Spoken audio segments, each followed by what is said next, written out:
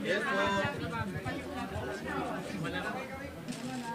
Wait lang po. Wait lang po.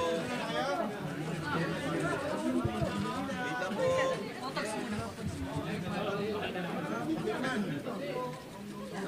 Okay. Wait lang, wag muna po. May camera muna yung TV cameras muna po. Camera muna.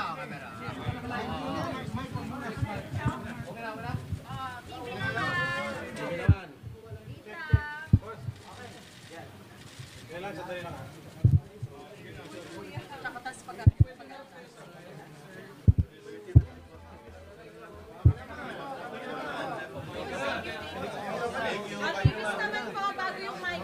TVs naman po.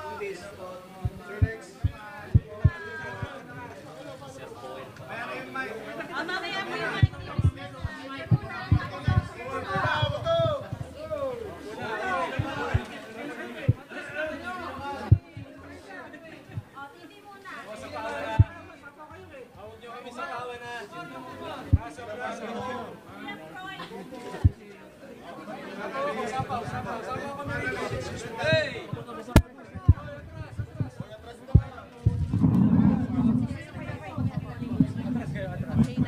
Okay po, sa mic naman. Vloggers. Aray ko kuya.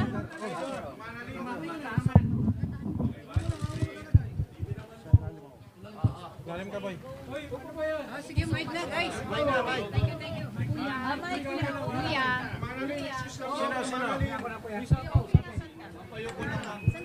Ma'am, excuse naman.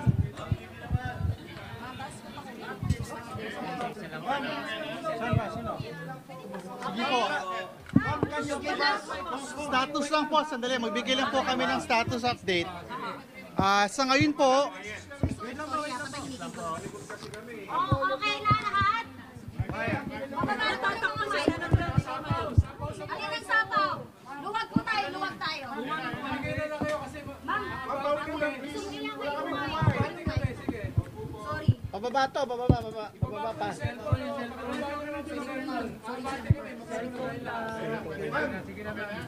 Ayan, start. Sige po, alam ko po matagal tayo naghihintay, pasensya na po. Pero sa ngayon po, ang status ay hinihintay natin ang ating Secretary General para po i-receive yung impeachment complaint ng ating po mga private complainants, mga citizens at civil society leaders na narito ngayon. Para po ipakilala yung mga complainants, sinatawagan ko po si Senator Laila de Lima. Okay. Ito pong complaint for impeachment ay pinirmahan ng 17 complainants. Ang mga galing sa civil society organizations, galing din sa religious sector, galing din sa ibang grupo. But they are filing, all of these signatories, 17 signatories, are filing this in their personal capacity, even if they are members of various groups or of various party lists, etc. So, 17 po sila. Ang mga nag-file po ay sila former Secretary Ging Deles,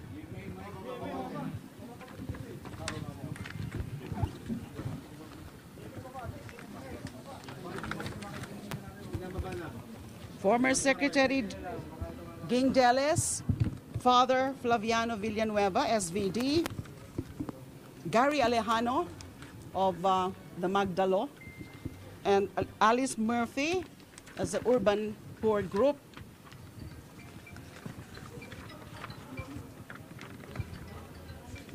Francis Aquino D, that's Kiko D, Mr. Eugene Louis Gonzalez,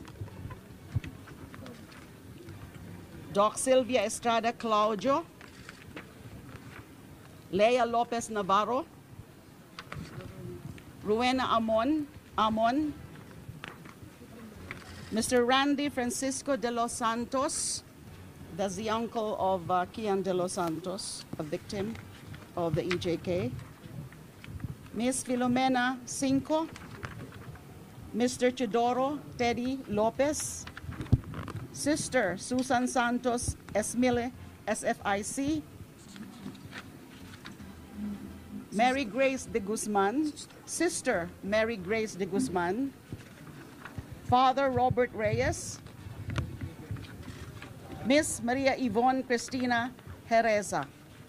So those are supposed to be 17 signatories. Ma'am, ground for impeachment. Ang grounds po ng impeachment, bale 5 po. It was actually condensed into 4 grounds as indicated in the articles of impeachment, pero 5 po sila.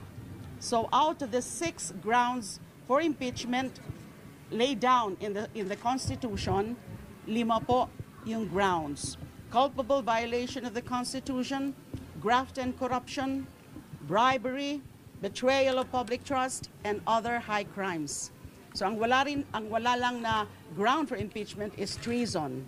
So majority of the grounds are present. And there are a total of 24 articles of impeachment as discussed in the 33 page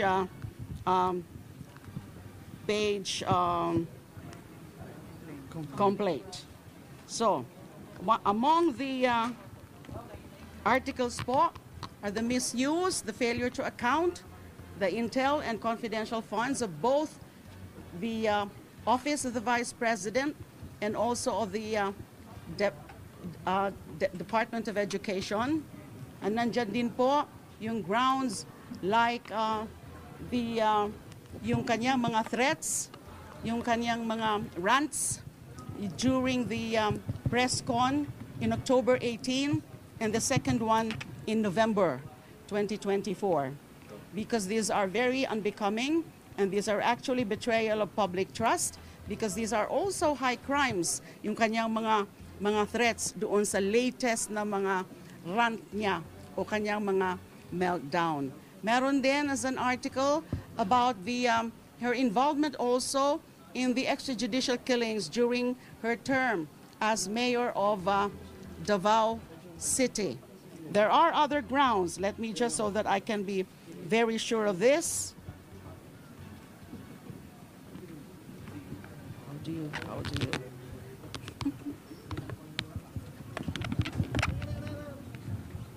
I'll just read from the complaint.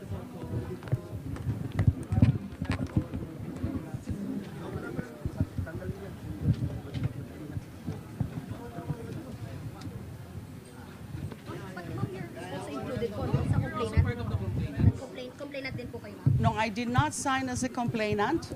I'm supporting this move, and at the same time, I was designated by the group as a spokesperson.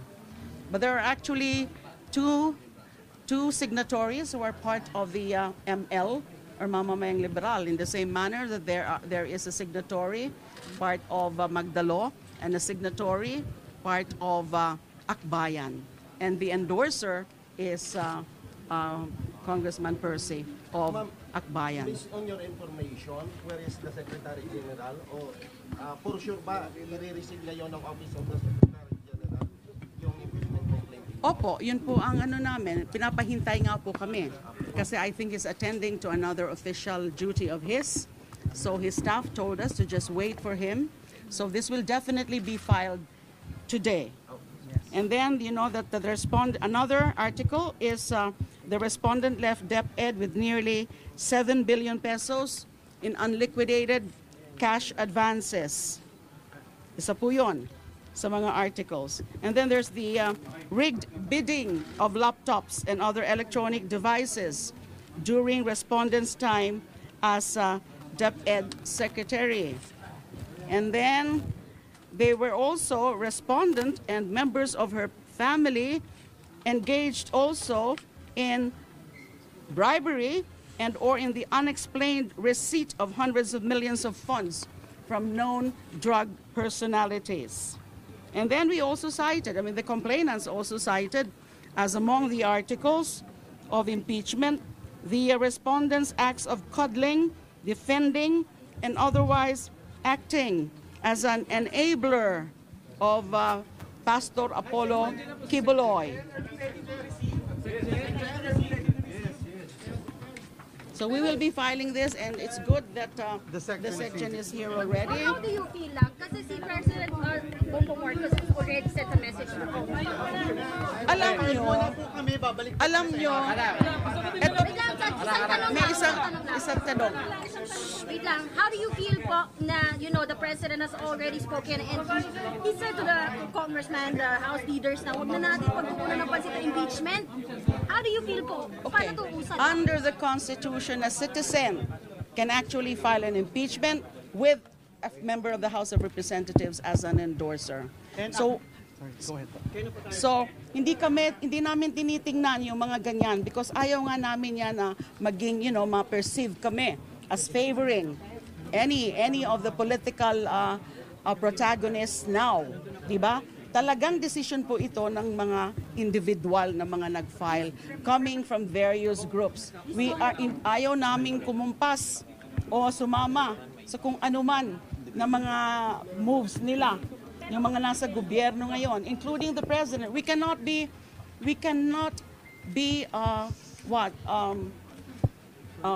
affected by the desire to really make the vice president accountable, because that is in fact recognized by the Constitution. Kailangan mangibabaw ang batas, mangibabaw ang saligang batas.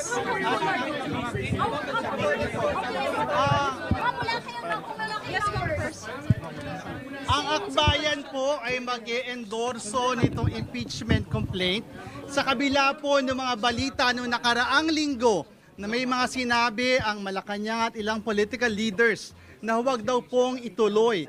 Linawin po natin, ang loyalty po ng mga kasama natin na mga civil society leaders ay sa taong bayan.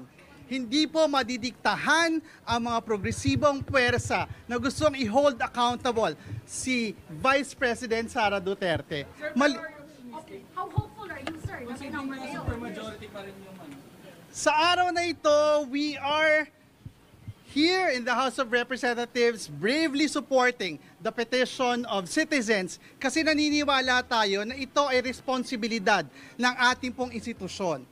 They have to give this complaint a fair chance and a fair day in court. Mahalaga po itong impeachment complaint na ito para simulan na yung totoo na step process towards holding the Vice President accountable. Simple lang naman po ang kailangan natin tandaan. Kung hindi ngayon, kailan pa? May oras pa po ba? Magkakampanya na rin, sir. Naniniwala po tayo kapag gusto, may paraan. At yung paraan po na yon ay paraan para panagutin ang mga nang-aabuso sa kapangyarihan at ninanakawan ng taong bayan. The Congress would fail to act on it this year. Are you willing to file it next by next year? Magsisimula na po kasi yung pag-activate ng process sa pag-file natin ngayon. No? And Congress will have to go through the process of referring it to the responsible committee, the Committee on Justice. As to the timeline, we leave it to the leadership of Congress. Pero kalakip nito yung reminder that we are duty-bound in this House of Representatives to give this complaint a fair day in court. It's a numbers game pa rin. Yung mga endorser? Numbers game pa rin kasi siya. Ano yung numbers niyo? May numero ba kayo, sir? Naniniwala tayo na matindi yung merits ng ating impeachment complaint. At naniniwala din tayo dito sa mga kasama natin sa Kongreso, pag nakita nila na malakas itong ating complaint, malakas itong kasong ito, they will support it. I leave it at that muna po. Balik mo na.